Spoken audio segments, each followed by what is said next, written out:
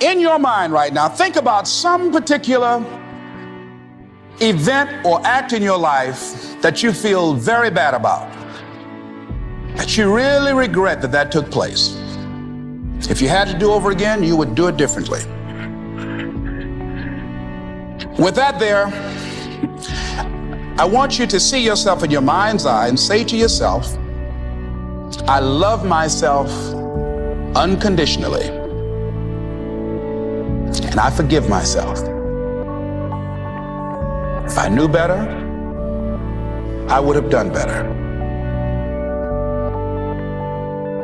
I want you to think about somebody that caused you some pain, caused you some disappointment, somebody that you don't like. Let me tell you something about the mind, how it uses you. I'll tell you something super stupid that I used to do. Do you know for years I hated my mother and my father, whoever they were, because they gave me away as I thought at that point in time? And guess what? I didn't have any faces for the hatred because I never saw either one of them. And I said, I hate them for that. And then once I forgave them and said, it's okay, had they not given me away, I would have never been blessed to have the mother that I have, who to me is the greatest mother in the world. So the universe unfolds as it should. But when I went through this process, saying forgive them, I remember in my mind as I was trying to picture these people, I had two individuals in my mind standing there with no faces because I didn't know how they look. But I released that. I let that luggage go. Think about somebody that you've hurt, somebody that you've disappointed, either deliberately or inadvertently, or someone that has hurt you deliberately or inadvertently. Think about them, somebody that you really, when you think about them, the room turns red. Look at them in your mind's eye and say, I forgive you. I forgive you unconditionally. Whew, boy, that's a heavy load to let off. When I thought about that guy, I said, wait a minute, I can't, no, you don't know what this guy did. This was my mama. You don't know what we went through. My student said, Les, forgive, let it go. If you want to be forgiven, you better forgive somebody. None of us are perfect. All of us have made some mistakes. And it wasn't easy. It's not easy forgiving, am I right? It's hard. Everybody won't forgive. They say, I forgive, but I don't forget now.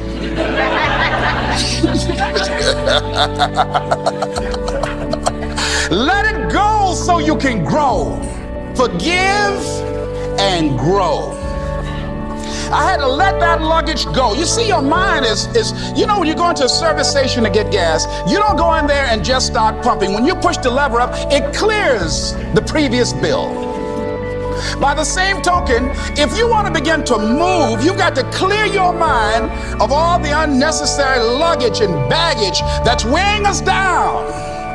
I couldn't move. I couldn't think about what am I going to do to get out of this situation because I was so concerned about what happened and what he did to me and how bad it was. I was so stuck in that I couldn't even focus on what I should have done. Feeling sorry for myself and angry, none of that was taking me anywhere.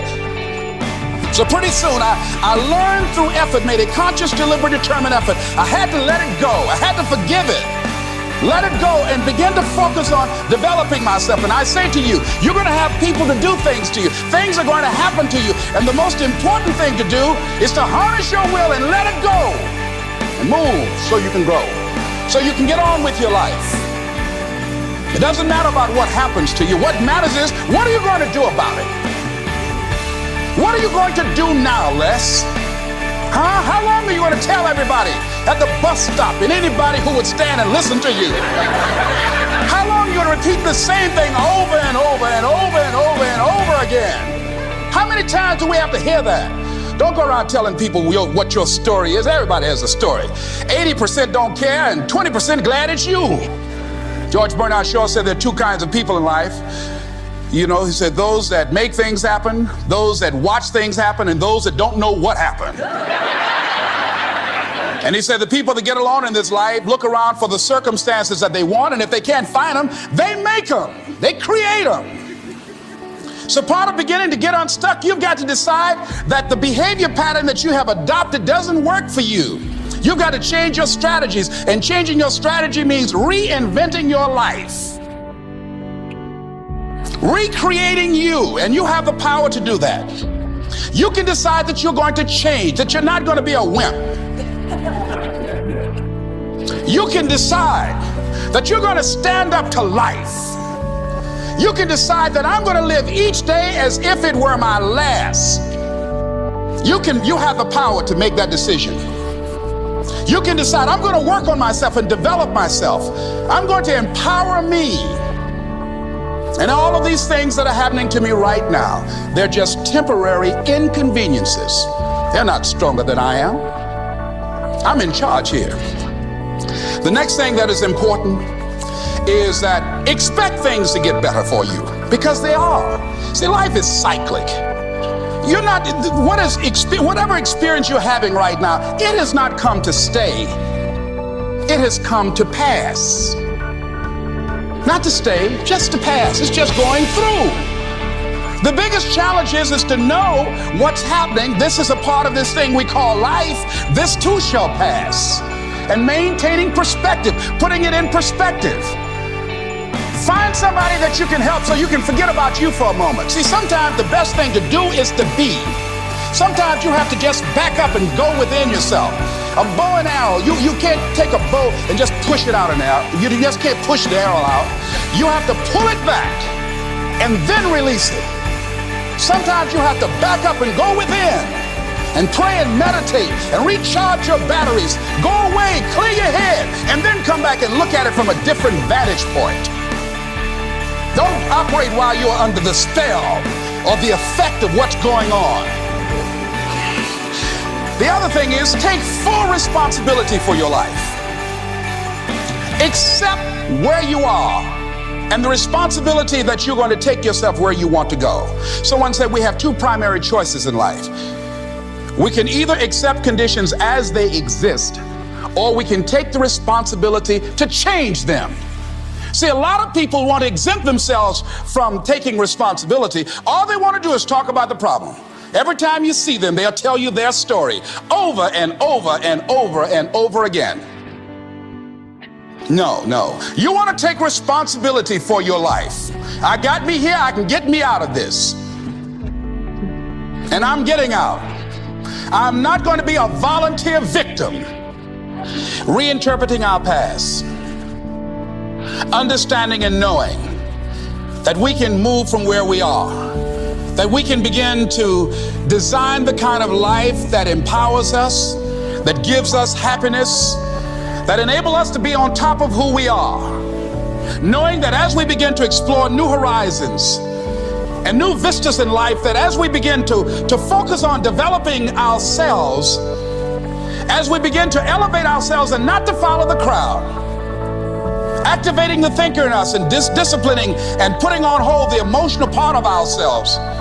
It's not easy, but through practice and practice and practice. Practice makes what? Absolutely not. Dismantle that belief system. Practice makes improvement. You can always better your best. You can always go beyond anything that you have ever done. You'll never hit a state of perfection. You're always bigger than what you do. And so all you're looking for are new breakthroughs through practice and practice and practice. You'll get better and better and better. And there's still some things that will happen to you that will catch you on the blind side that you did not anticipate. You'll get knocked down, but you won't be knocked out. You'll be able to get to your feet again, be on the ropes, but you'll have a fast recovery rate when you work on yourself. Place.